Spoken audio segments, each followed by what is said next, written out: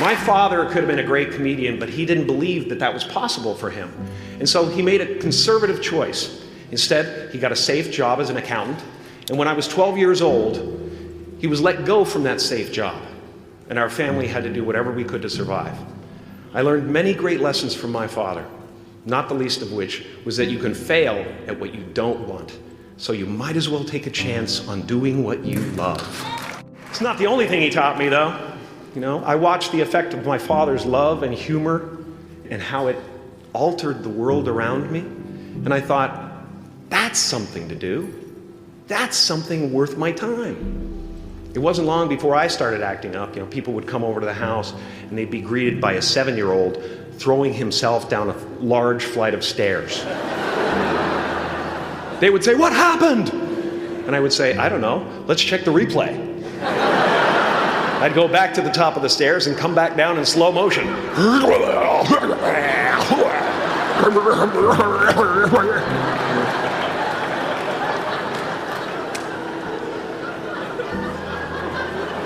It was a very strange household. My father used to brag that I wasn't a ham, I was the whole pig. And he treated my talent as if it was his second chance. When I was about 28, after a decade as a professional comedian, I realized one night in LA that the purpose of my life had always been to free people from concern, just like my dad. And when I realized this, I dubbed my new devotion the Church of Freedom from Concern. The Church of FFC.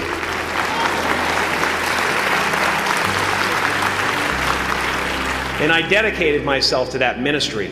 What's yours? How will you serve the world? What do they need that your talent can provide? That's all you have to figure out. As someone who's done what you're about to go and do, I can tell you from experience, the effect you have on others is the most valuable currency there is. Because everything you gain in life will rot and fall apart, and all that will be left of you is what was in your heart. My choosing to free people from concern got me to the top of a mountain. Look where I am. Look what I get to do. Everywhere I go. I'm going to get emotional because when I tap into this, it really is extraordinary to me. I did something that made people present their best selves to me wherever I go. I've often said that I wished people could realize all their dreams and wealth and fame, and so that they could see that it's not where you're going to find your sense of completion. Like many of you, I was concerned about going out into the world and doing something bigger than myself, until someone smarter than myself made me realize that there is nothing bigger than myself. Because life doesn't happen to you, it happens for you. How do I know this? I don't, but I'm making sound, and that's the important thing. That's what I'm here to do. Sometimes I think that's the only thing that's important, really, you know? It's just letting each other know we're here, reminding each other that we're part of a larger self. Your job is not to figure out how it's going to happen for you, but to open the door in your head, and when the door opens in real life, just walk through it. And don't worry if you miss your cue, because there's always doors opening. They keep opening. And when I say life doesn't happen to you, it happens for you, I really don't know if that's true. I'm just making a conscious choice to perceive challenges as something beneficial so that I can deal with them in the most productive way. You'll come up with your own style. That's part of the fun. Oh, and why not take a chance on faith as well? Not religion, but faith. Not hope, but faith. I don't believe in hope. Hope is a beggar. Hope walks through the fire and faith leaps over it.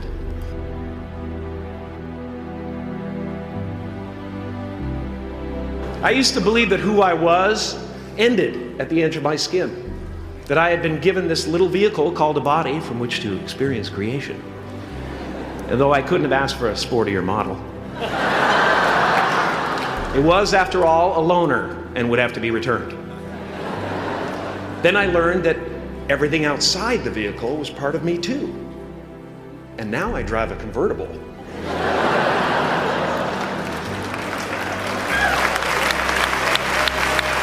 Yeah, man. Top down, wind in my hair. Woo! I am elated and truly excited to be present and fully connected to you at this important moment in your journey. I hope you're ready to open the roof and take it all in. You are the vanguard of knowledge and consciousness, a new wave in a vast ocean of possibilities. On the other side of that door, there's a world starving for new ideas, new leadership. I've been out there for 30 years. She's a wildcat. Oh, she'll rub up against your leg and purr until you pick her up and start petting her, and then out of nowhere, she'll swat you in the face. It can be rough out there, but that's okay, because there's soft serve ice cream with sprinkles.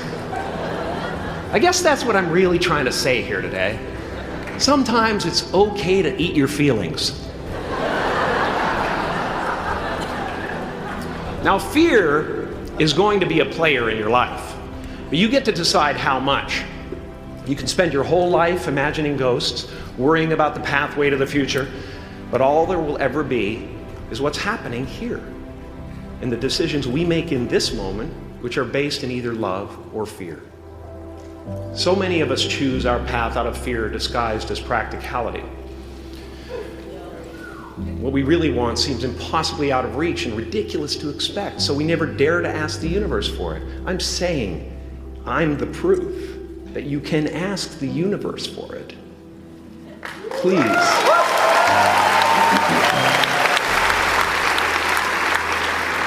I am at the top of the mountain, and I was, and the only one I hadn't freed was myself, and that's when my search for identity deepened. I wondered who I'd be without my fame. Who would I be if I said things that people didn't want to hear? Or if I defied their expectations of me? And that peace that we're after lies somewhere beyond personality, beyond the perception of others, beyond invention and disguise, even beyond effort itself. You can join the game, fight the wars, play with form all you want, but to find real peace, you have to let the armor go. Your need for acceptance can make you invisible in this world. Don't let anything stand in the way of the light that shines through this form. Risk being seen in all of your glory. My soul is not contained within the limits of my body. My body is contained within the limitlessness of my soul.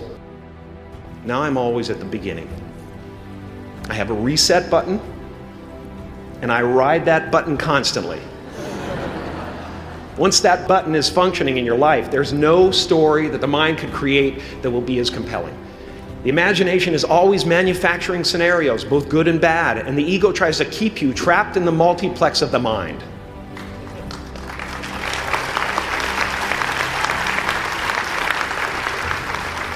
Our eyes are not viewers, they're also projectors that are running a second story over the picture that we see in front of us all the time. Fear is writing that script, and the working title is, I'll Never Be Enough.